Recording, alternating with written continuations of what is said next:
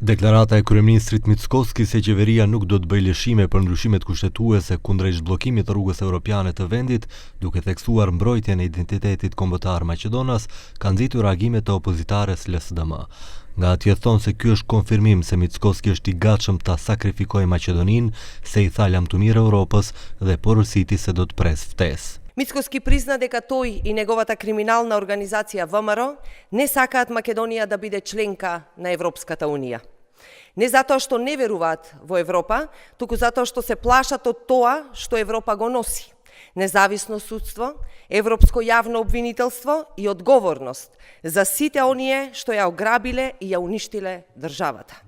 Nga partia në pushtet VMRO DPMNeu kundër përgjigjen duke i kërkuar LSDM-s që të mos e keq përdorur agjendën europiane për pikë ditore politike, pasi sipas tyre e ardhmja europiane ndërtohet me reforma dhe dinjitet e jo me lëshime kombëtare.